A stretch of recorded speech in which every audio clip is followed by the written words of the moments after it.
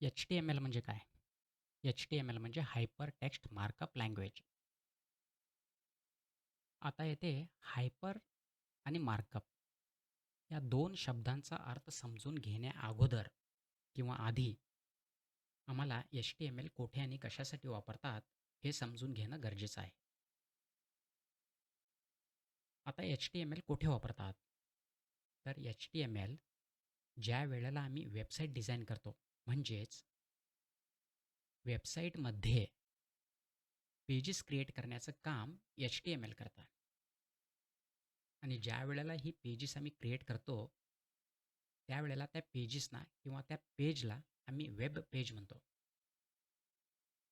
आता ज्यावेळेला internet website म्हणून ज्यावेळेला वेबसाईटचा आम्ही वेबसाईट म्हणून कानावर येतो शब्द, त्यावेळेला वेबसाईट म्हटलं की इंटरनेट आणि इंटरनेट म्हटलं की ऑटोमॅटिकली आमच्या डोळ्यासमोर काय येतंय, तर ब्राउझर येतात. ब्राउझर म्हणजे काय? तर Google Chrome, Firefox, Opera, Safari, Microsoft Edge हे आमच्या नजरेसमोर येतात. आणि एखादी जर वेबसाईट जर आम्हाला ओपन करायची असेल, तर आम्ही कशावरती क्लिक करतो? तर आता जे मी तुम्हाला सांगितलेलं आहे Google Chrome, Firefox, त्याच्यानंतर Opera, Microsoft Edge, Safari यांच्यावर आम्ही क्लिक करतो आणि ही सगळी ब्राउझर्स आहेत. ज्यावेळेला आम्ही याच्यावरती क्लिक करतो, त्यावेळेला जे काय पेज ओपन होतं बाय डिफॉल्ट, ते पेज म्हणजेच वेब पेज. आता फॉर एक्झाम्पल आम्ही एक ब्राउझरवरती क्लिक करून बघूया.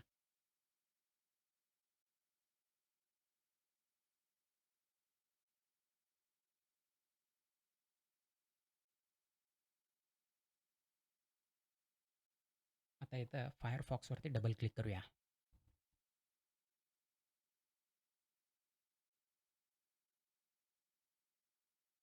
आता ज्यावेळी आम्ही ह्या Chromeवर म्हणजे Firefoxवरती क्लिक केलं, त्यावेळेला ऑटोमॅटिकली हे आता पेज एक आम्हाला समोर दिसत आहे आणि हे पेज म्हणजेच वेब पेज. आता हे पेज एकदम सिंपल आहे. तर कुणी डेव्हलप केलेलं आहे? तर Firefoxमध्ये काम करणाऱ्या डेव्हलपर्सनी किंवा त्या टीमनी ही पेजेस क्रिएट केलेली आहेत आणि एकदम सिंपल क्रिएट केले आहेत. याच्यामध्ये एक इनपुट बॉक्स दिला आहे, सर्च बॉक्स दिला आहे. त्याच्यानंतर खाली आयकॉन्स आलेले आहेत.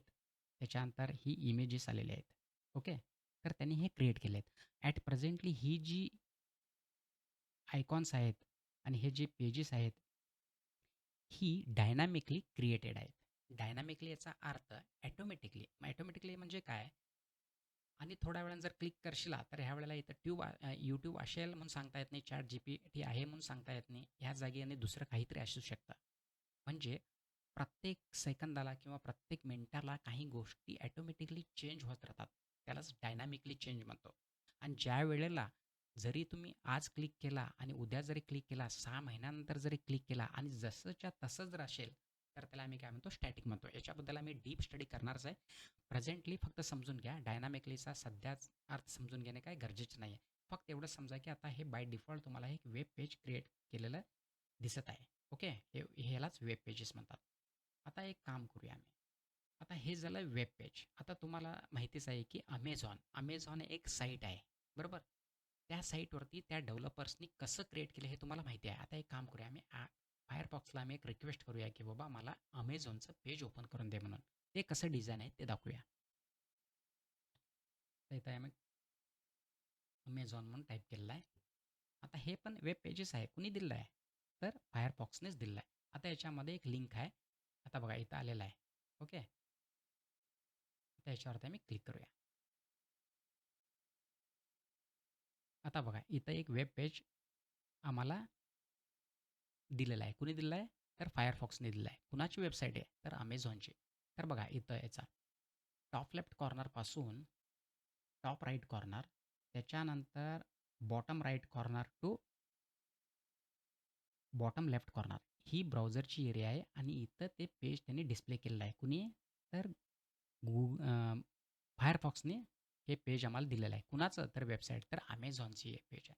त्याच्यामध्ये बघा इथं Amazon म्हणून एक आयकॉन आहे, क्लिकेबल. त्याच्यानंतर इथं मेनू आहे. त्याच्यानंतर साईडला इथं काय दिले टॅब्स दिलेले आहेत. Best sellers, today's deal, mobiles, new release, customers. त्याच्यानंतर इथं स्लायडर दिलेला आहे. हे बघा इथं हे स्लायडर दिलेलं आहे. त्याच्यानंतर खालोखाल ही इमेजेस दिलेले आहेत. ओके. म्हणजे कसं सुंदर एकदम डिझाइन केलेलं आहे बघा. याच्यापेक्षाही सुंदर तुम्ही डिझाइन करू शकता आणि सेम पण तुम्ही डिझाइन करू शकता. बरोबर? पण ज्यावेळेला आम्ही सेम डिझाइन करतो, त्यावेळेला ते आम्ही लॉन्च करू शकत नाही, होस्ट करू शकत नाही, पब्लिश करू शकत नाही. कारण ते कॉपीराईटच्या अगेन्स्ट होऊ शकतंय. बस तुम्ही शिकण्यासाठी म्हणून क्रिएट करू शकता. ओके. त्याच्यासाठी मी स्वतः काही वेब पेजेस क्रिएट केले आहे, ते दाखवतो तुम्हाला. इथं मी HTML, CSS म्हणून एक फोल्डर क्रिएट केला आहे. त्याच्यामध्ये फर्स्ट मी ओपन करतो लॉग इन म्हणून. Open with Firefox.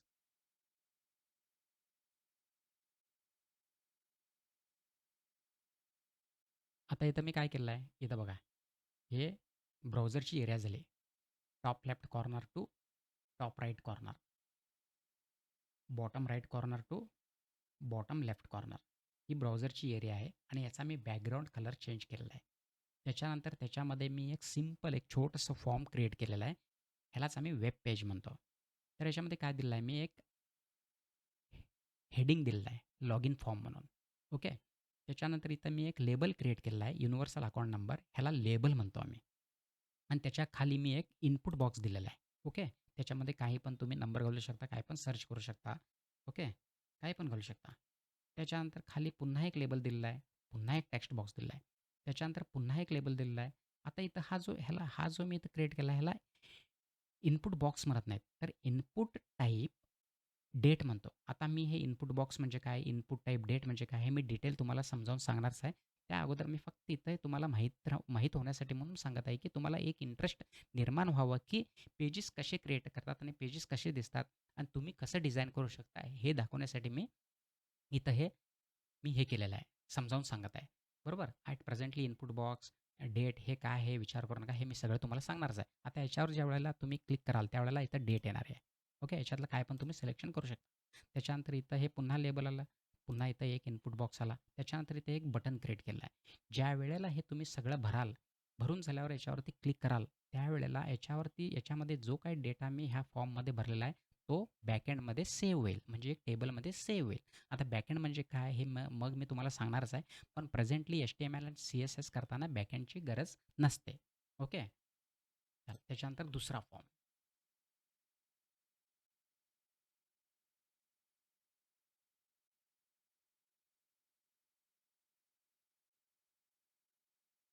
आता इथं मी सेम केलं आहे. याचा एक बॅकग्राऊंड मी चेंज केलेला आहे, कलर चेंज केलेला आहे. त्याच्यानंतर याच्यामध्ये मी काय केलं आहे, एक फॉर्म क्रिएट केला आहे, प्रोफाईल रजिस्ट्रेशन म्हणून. आता तुम्हाला सांगितलेलंच आहे, की ह्याला हे बोल्डमध्ये आहे, मोठा आहे म्हणजे ह्याला हेडर म्हणतो आम्ही म्हणून. ओके. ते मग मी डिटेल सांगणारच आहे. त्याच्यानंतर आता हे मी तुम्हाला सांगितलंच आहे, ह्याला लेबल म्हणतात. ओके. त्याच्यानंतर ह्याला इनपुट बॉक्स म्हणतात. त्याच्यानंतर इथे मी एक स्पेशल काय क्रिएट केलं आहे, तर ड्रॉप डाउन बॉक्स क्रिएट केलेला आहे. बघा याच्यामध्ये सिलेक्शन करू शकता तुम्ही. ओके. ह्याला ड्रॉप डाउन म्हणतात. ओके. ह्याला ड्रॉप डाउन म्हणतात. त्याच्यानंतर हे मी तुम्हाला सांगितलेलंच आहे, की डेट. ओके. त्याच्यानंतर इथे पुन्हा एक ड्रॉपडाऊन बॉक्स केलेला आहे. सिटी सिलेक्शन करू शकता तुम्ही. त्याच्यानंतर इथे पुन्हा हे लेबल झालं, इनपुट बॉक्स झाला, लेबल झालं, इनपुट बॉक्स झाला. हे सगळं झाल्यानंतर पुन्हा इथे मी एक सबमिट म्हणजे रजिस्ट्रेशन बटन दिलेलं आहे. म्हणजे रजिस्टर करण्यासाठी बटनमध्ये सेव्ह करण्यासाठी. ज्यावेळेला याच्यामध्ये इन्फॉर्मेशन आम्ही भरतो, फिल करतो आणि रजिस्टर म्हणतो, त्यावेळेला हा जो डेटा आहे, हा बॅकएंडला जाऊन टेबलमध्ये सेव्ह होतो. ओके. त्याच्यानंतर तिसरा फॉर्म. आता मी साइड बार म्हणून एक क्रिएट केलेला आहे. साइड बार म्हणजे दाखवतो तुम्हाला.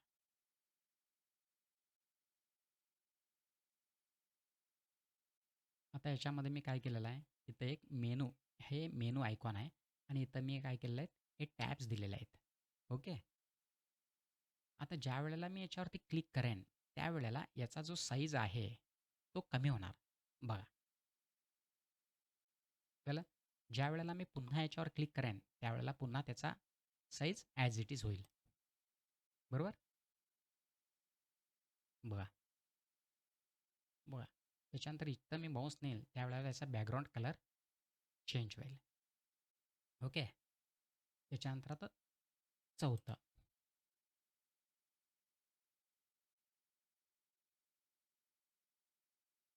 Open with Firefox.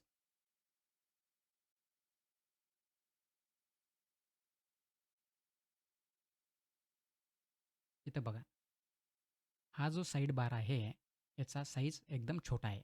ज्यावेळेला मी माऊस त्या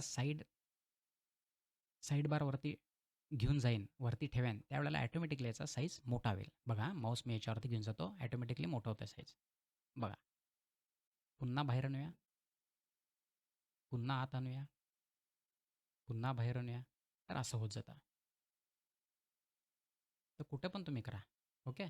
म्हणजे ह्या टाईप तुम्ही पेजेस क्रिएट करू शकता. ह्याहून पलीकडे तुम्ही डिझाइन क्रिएट करू शकता. फक्त आपलं माइंड हे क्रिएटिव्ह असणं गरजेचं आहे. तुम्हाला हवं तसं तुम्ही डिझाइन करू शकता.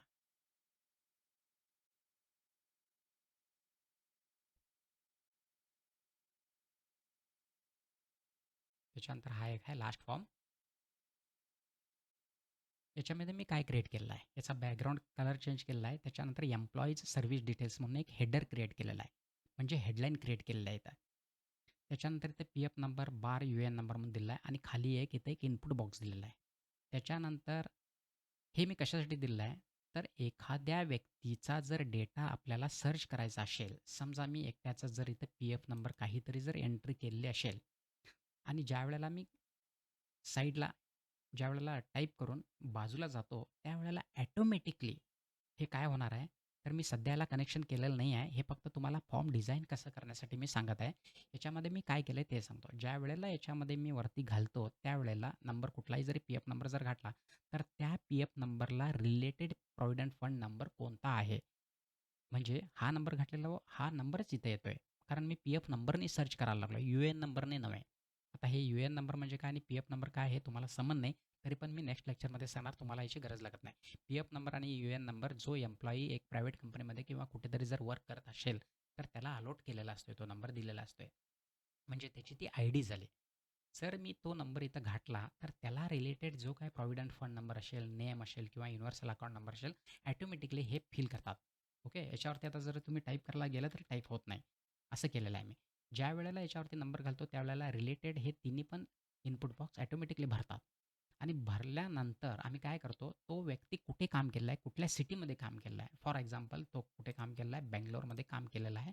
कुठल्या कंपनीमध्ये, तर मायक्रोसॉफ्टमध्ये काम केलेलं आहे. तर कुठून कुठपर्यंत काम केलेला आहे तो, तर इथं काम करूया एक काम करूया. सप्टेंबर 1 तारीख ते ऑक्टोबर 31 पर्यंत त्यांनी काम केलेलं आहे. आता मला पुन्हा तो दुसऱ्या कुठेतरी काम केलेलं आहे गावामध्ये, तर त्याचा पण डेटा जर ॲड करत असेल, तर इथं मी ॲड न्यू रो म्हणून द्यायचा. त्यावेळेला काय होईल, की ही वरची इन्फॉर्मेशन ॲड होणार नाही. कारण हे एकदाच ॲड होणार. कारण एकदाच बस नाही. एक व्यक्तीचं एकदा नाव आणि नंबर गावला तर बस आहे. तो फक्त कुठे-कुठे काम करतो ते तेवढंच एंट्री करायचं आहे. म्हणजे नेक्स्ट टाईमला ज्यावेळेला मी ॲड म्हणतो, त्यावेळेला फक्त आम्हाला काय झालं, पुन्हा सिटी वर्कडं, कंपनी वर्कडं, स्टार्ट डेट आणि एंड डेट एवढंच आलं पाहिजे. हे वरचं नाही आलं पाहिजे. त्याच्यासाठी मी इथे कोड लिहिलेला आहे. आता बघा मी ॲड करतो. आलं? आता इथं काय ॲड झालं? फक्त इथून हा पोर्शन एवढाच ॲड झालेला आहे. ओके. एवढाच ॲड झालेला आहे. याच्या अगोदर काय होतं? इथून पासून ते इथपर्यंत एवढाच भाग होता. त्याच्यामध्ये मी ॲड काय केलो? हा भाग तेवढाच ॲड केलेला आहे. आता पुन्हा हा 31 ऑक्टोबरमध्ये काम केलेला आहे मनुष्य.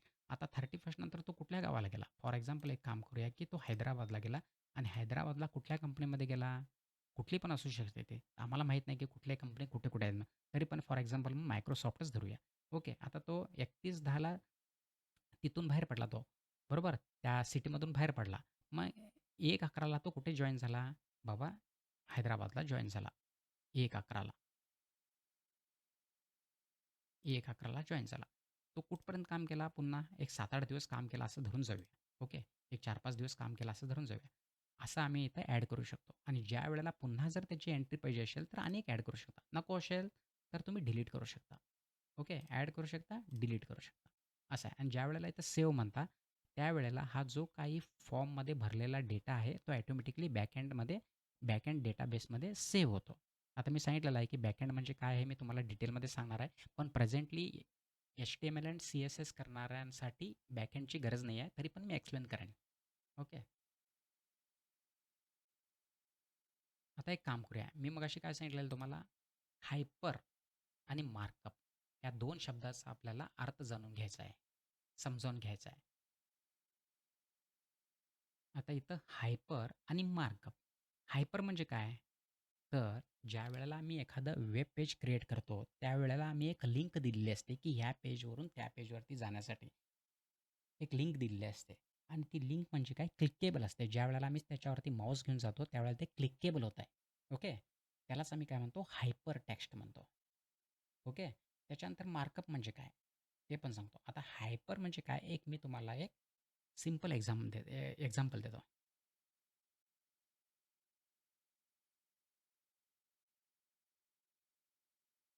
आता एक आम्ही वर्ड डॉक्युमेंट ओपन करूया. कोणतेही घ्या पण वर्ड डॉक्युमेंटमध्ये ते ॲटोमॅटिकली बाय डिफॉल्ट दाखवते ते जाऊया. For example W W W W dot google.com.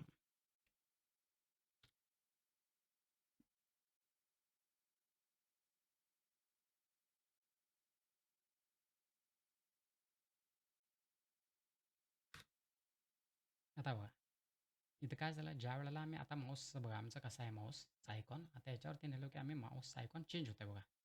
परत खाली आलो परत चेंज झाला. म्हणजे क्लिकेबल ज्या वेळेला याच्यावरती आम्ही क्लिक करतो त्यावेळेला हे कुठे जात आहे तर गुगल क्रोम म्हणजे गुगलच्या पेजला जात आहे. बघा आता जस्ट क्लिक करतो.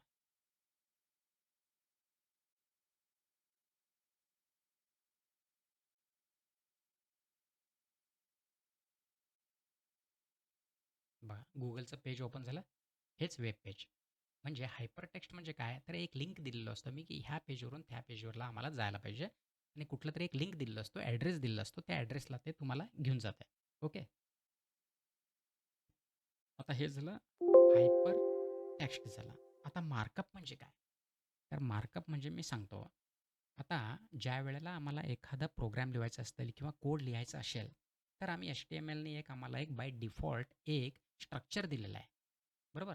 त्या स्ट्रक्चरमध्येच त्या फॉर्मॅटमध्येच आपल्याला काही पण लिहायचं आहे प्रोग्राम लिहायचा आहे. आता तो स्ट्रक्चर कसा आहे ते बघूया. त्याच्यासाठी इथं मी एक व्ही एस कोड ओपन करतो. आता हे व्ही एस कोड काय आहे ते कसं इन्स्टॉल करायचं कसं ओपन करायचं त्याच्यावरती प्रोग्राम कसा लिहायला पाहिजे हे मग मी तुम्हाला डिटेलमध्ये सांगणार आहे नेक्स्ट लेक्चरमध्ये. त्याच्या अगोदर मी एक व्हिज्युअल स्टुडिओ कोड आहे व्ही एस कोड म्हणतात त्याच्यावरती क्लिक करतो.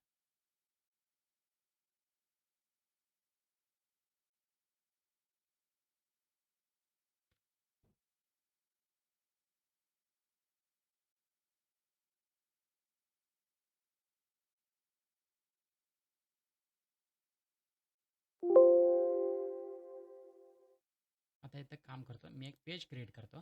काय म्हणून day 1 म्हणून. ओके. .html आता एंटर. आता इथं काय करतो माहिती आहे मी एक उद्गारवाचक चिन्ह क्रिएट करतो इथं. बरोबर. उद्गारवाचक म्हणजेच इंग्लिशमध्ये काय म्हणतात एक्सक्लेमेशन. ओके. आता हे क्रिएट करतो. आता काय करतो एंटर मारतो. बघा मी फक्त काय केलं आहे एक उद्गारवाचक चिन्ह टाईप केलेलं आहे आणि ते टाईप करून मी एंटर मारलेलं आहे ॲटोमॅटिकली मला हे बाय डिफॉल्ट एक HTMLने मला पेज क्रिएट करून दिलेलं आहे. पण त्या पेजमध्ये आता सध्या काही नाही एक त्यांनी मला एक फॉर्मॅट दिलेला आहे. एक स्ट्रक्चर दिलेलं आहे ते अजून फायनल झालेलं नाही आहे. पण हे देण्याचा उद्देश काय जर काही मला काहीतरी प्रोग्राम जर लिहायचा असेल जर कोड लिहायचा असेल पेज क्रिएट करायचा असेल तर मला ते कुठे लिहिलं पाहिजे. म्हणजे तुम्ही आता बघितलेलं आहे की वेब पेज कसं असतं त्याच्यामध्ये काय काय दिसतंय. जे काही तुम्हाला दिसायला पाहिजे जे काही युजरला दिसायला पाहिजे ते आम्ही कुठे लिहितो बॉडीमध्ये लिहितो. ओके. आता हे बॉडी. आता हे मी तुम्हाला सांगतो. हे doc type, HTML, head, meta, title त्याच्यानंतर बॉडी हे काय आहे? तर ह्यांना आम्ही सगळ्यांना काय म्हणतो? टॅग म्हणतो. बरोबर. आणि आम्हाला काय करायचं आहे? हे HTML टॅग, हे हेड टॅग, हे मेटा टॅग, त्याच्यानंतर हे टायटल टॅग, त्याच्यानंतर हे बॉडी टॅग. आता तुम्ही म्हणशाल की इथे एक HTML टॅग आहे आणि इथे एक HTML टॅग आहे. हे 2 कसे काय म्हणा? तर HTMLमध्ये असं आहे, एक टॅग ओपन होतो. असा ओपन होतो. बरोबर. आणि त्याचं क्लोजिंग कुठं होतं? तर इथं होतं. ज्यावेळेला क्लोज करतो त्यावेळेला हे फॉरवर्ड स्लॅशने क्लोज होतं आहे. बरोबर. आता बघा इथं बॉडी. इथं बॉडी टॅग ओपन झाला आणि बॉडी टॅग क्लोज झाला. ओके. असं आहे. तर आता प्रेझेंटली याच्याबद्दल काही सांगायच्या अगोदर तर आपल्याला काय करायचं आहे, की मला काहीतरी एक डिस्प्ले करायचा आहे. कशावरती? कॉम्प्युटरवरती. तर काय करूया मी एक डिस्प्ले? तर आम्हाला मी सांगितलेलं आहे बॉडीच्या आतमध्येच आपल्याला लिहायचं आहे, बॉडीच्या बाहेर लिहायचं नाही. मग ते काय होईल? नियमाच्या बाहेर असेल आणि आपला प्रोग्राम चालेल किंवा नाही चालेल. 1-2 दिवस चालेल. तिसऱ्या दिवशी बंद होऊ शकतो. हे होऊ शकतो तो. म्हणजे काय? डिस्प्ले होणार नाही. म्हणजे आम्ही रूल्स सोडून जात आहे. त्याच्यासाठी जर रूल्स अँड रेग्युलेशन फॉलो केलं तर आपलं पेज हे कायमचं डिस्प्ले होईल युजरला. त्याच्यासाठी मी काय करतो, बॉडीमध्ये लिहितो. मी तुम्हाला सांगितलेलं आहे प्रत्येक गोष्टी बॉडीमध्येच लिहिली पाहिजे. आता एक काम करतो की बाबा वेलकम म्हणून एक मेसेज लिहितो.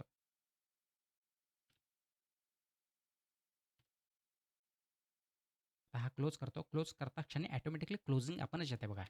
आला बघा आपणच. मी काही केलं नाही आहे. मी फक्त काय केलं, मी फक्त काय केलं, मी फक्त एवढंच टाईप केलं. ऑटोमॅटिकली मी एंटर मारल्यानंतर हे साईडचं ऑटोमॅटिक आलेलं आहे. आता एक काम करतो, इथं मी काय करतो, वेलकम म्हणून लिहितो. वेलकम म्हणून लिहितो. आता मी इथं सेव्ह करतो. हे ॲक्च्युली मी ऑटो सेव्ह ठेवलेलं आहे. सेव्ह करण्याची गरज नाही आहे. तरी पण मी एकदा सेव्ह करतो. आता मी ह्या प्रोग्रामला रन करतो. बघा इथं वेलकम म्हणून मेसेजला आता हा मी तुम्हाला फुल डिस्प्ले करून दाखवतो. ब्राउझरमध्ये ओपन करतो. इथे एक ऑप्शन आहे ओपन इन ब्राउझर म्हणून. त्याच्यावरती क्लिक करतो. बघा इथं वेलकम म्हणून आला. आता याची साईज ॲक्च्युली ब्राउझरची मी मगाशी जराशी मोठी ठेवली आहे. त्याला बाय डिफॉल्ट कमी करून टाकतो. आता ॲक्च्युली बघा इथं कमी व्हायला लागला बघा साईज. कमी झाले. आता मोठं करतो दिसण्यासाठी. ओके. तर हा वेलकम मेसेज प्रिंट झालेला आहे. आता याच्यामध्ये आम्ही थोडा डिफरन्स करूया. वेलकम बॉस म्हणून.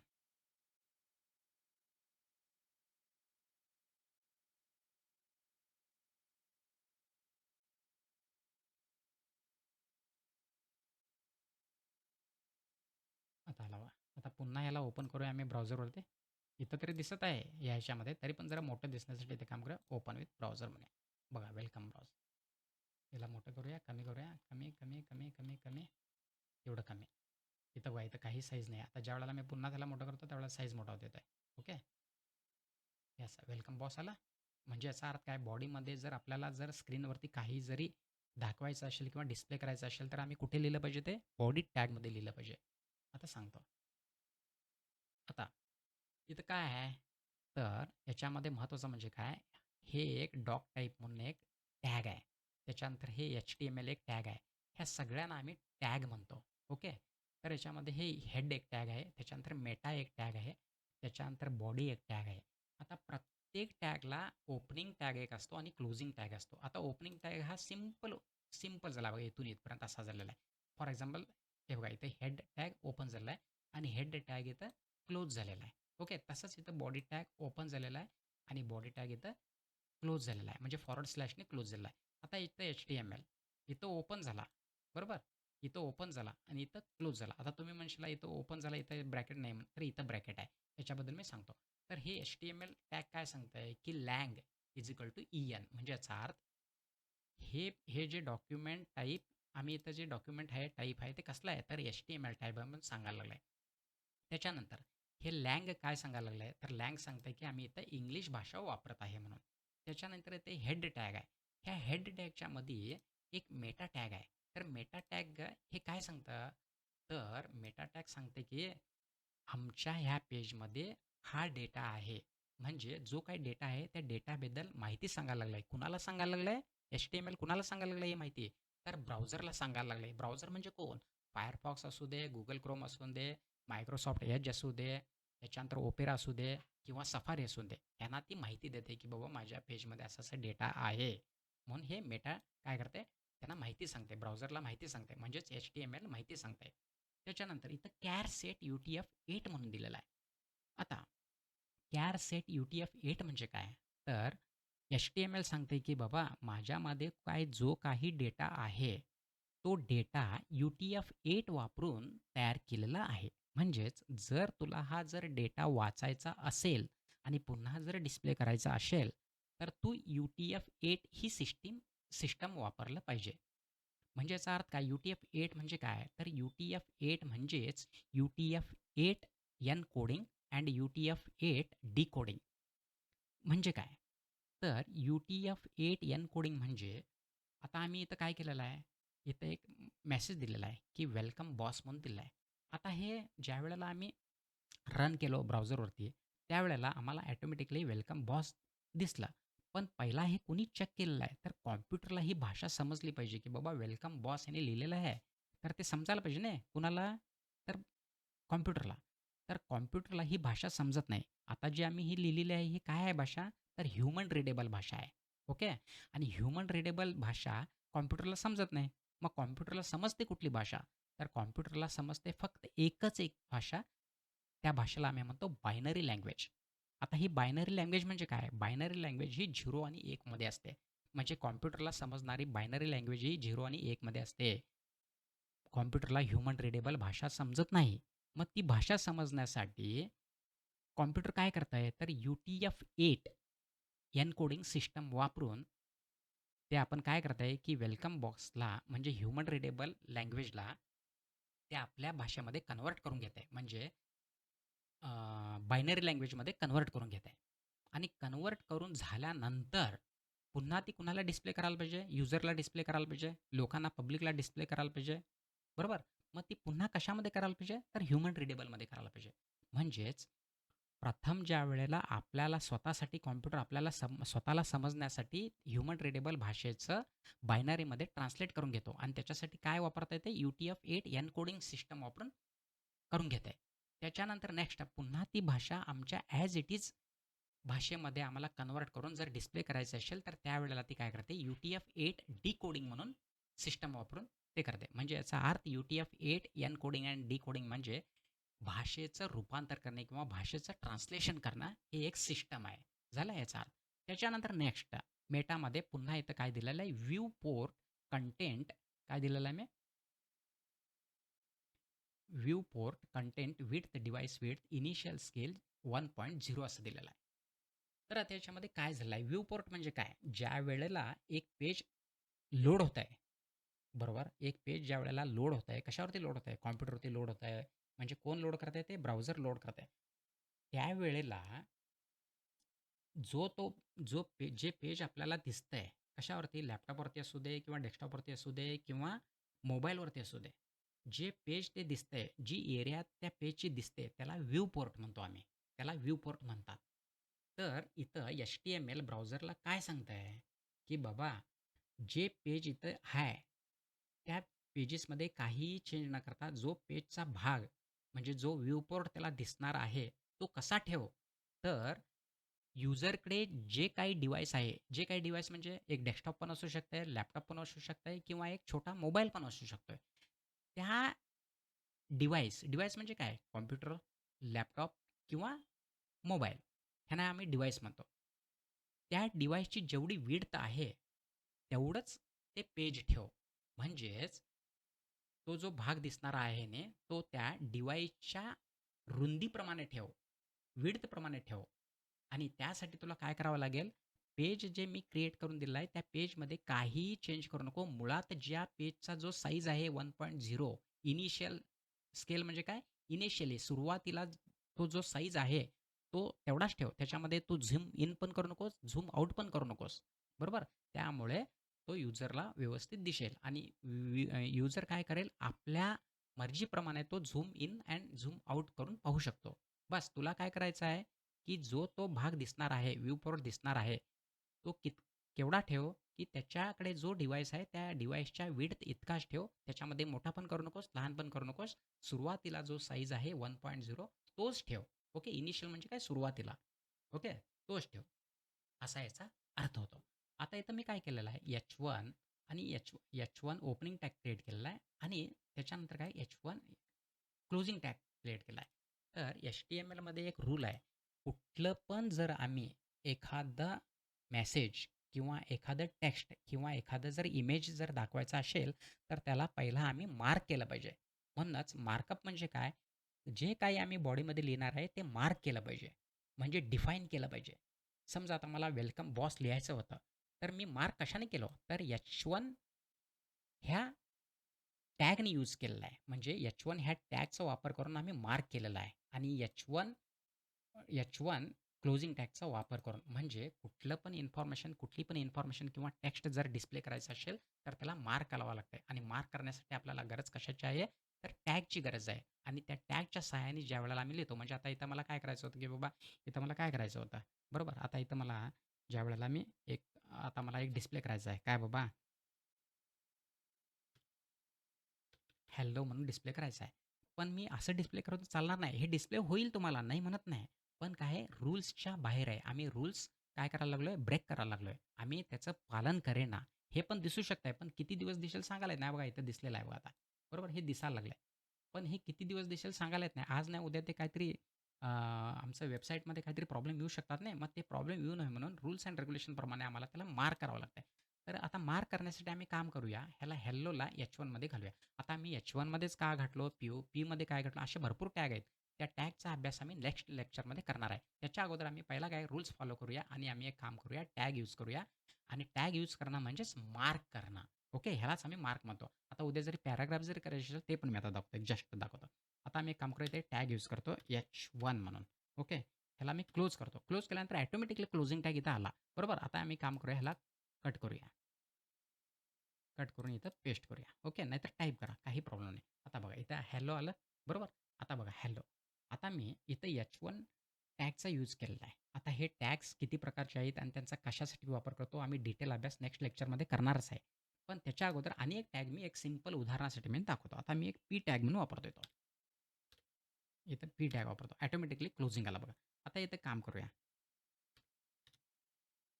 आता एक काम करूया. वी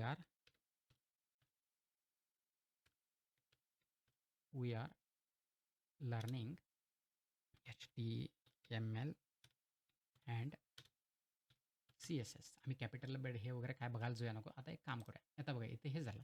आता इथं H1चा टॅग काय? हेडर टॅग आहे H1 आणि इथं पीचं काय? तर पॅराग्राफ. आता हे आम्ही एकच लाईन लिहिलं आहे. आता एक काम करूया. आम्ही ह्याला कॉपी करून पेस्ट करून टाकूया. Same as it is. Okay.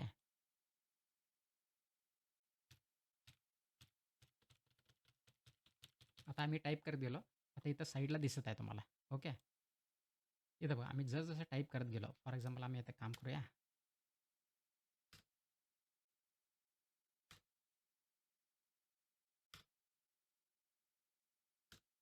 Okay.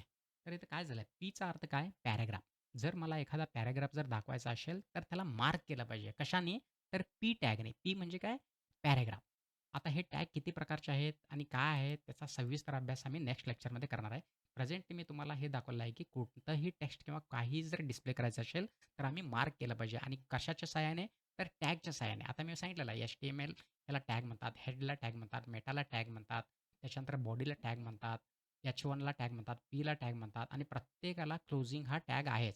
ज्यावेळेला इथं H1 ओपन झालं, इथं H1 क्लोज झाला फॉरवर्ड स्लॅशने. इथं पी टॅग ओपन झाला, इथं पी टॅग फॉरवर्ड स्लॅशने क्लोज झाला. पण काही असे टॅग आहेत ज्यांना फक्त ओपनिंग आहे आणि क्लोजिंग नाही आहे. हे आम्ही सविस्तर पाहणारच आहोत. त्या अगोदर मी हे सांगितलेलं हे लक्षात ठेवा. मी हे सगळं तुम्हाला कशासाठी दाखवलं आहे, पेज क्रिएट केली तर तुम्हाला इंटरेस्ट निर्माण व्हावं.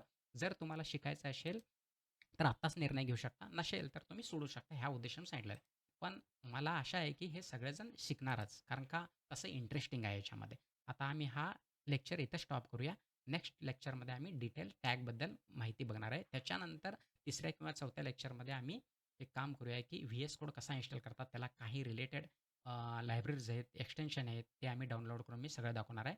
त्याच्यानंतर आम्ही नेक्स्ट लेक्चरमध्ये आता टॅगचा अभ्यास करूया. बस थँक